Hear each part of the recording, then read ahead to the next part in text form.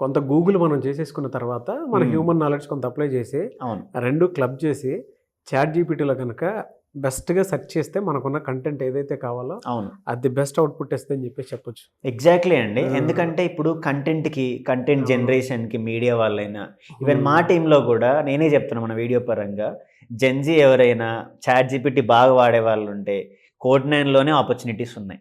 అంటే మేమే హైర్ చేసుకుంటాం. ఎందుకంటే ఇప్పుడు జెన్జీ వాళ్ళ టాలెంట్ ఎలా అంటే వాళ్ళకి అన్ని తెలుసు ఎలా యూజ్ చేయాలో, ఒక రీల్ ఎలా తీయాలి, చాట్ జీపీటీ కానీ గిబ్లీ వర్షన్స్ ఎలా క్రియేట్ చేయాలి, అలాంటి వాళ్ళే యూజ్ చేయగలుగుతారు. సో కంటెంట్ జనరేషన్కి ఏలో చాలా రోల్స్ ఉన్నాయి. ఈవెన్ Code9లో కూడా ఆపర్చునిటీస్ ఉన్నాయి. సో ఈ వీడియో చూస్తున్న ఫ్రెషర్ ఎవరైనా కూడా వాళ్ళకి ప్యాషన్ ఉంటే కంపల్సరీ Code9లో ఆపర్చునిటీ ఉంది.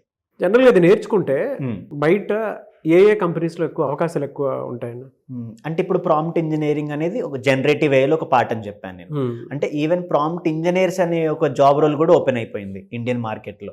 అంటే ఫ్రెషర్ లెవెల్లోనే ఈవెన్ 6 lakhs నుంచి స్టార్ట్ చేస్తున్న కంపెనీస్ ఉన్నాయి. కొంచెం హ్యూమన్ నాలెడ్జ్ ఉండి ఇలాంటి టూల్స్ వాడడం తెలిస్తే టాస్క్ తగ్గిపోతూ ఉంటుంది కదా, టైం సేవ్ అవుతుంది కదా.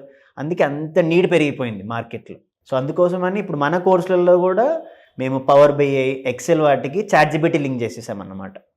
అంటే ఒక స్టూడెంట్కి ఇవి యూజ్ చేయడంతో పాటు ఆ ప్రాబ్లమ్ సాల్వింగ్ అప్రోచ్ తెలుస్తూ ఉంటుంది. అలా కోర్సులో కూడా ఎంబెడ్ చేసేసాం మనం ఇప్పుడు.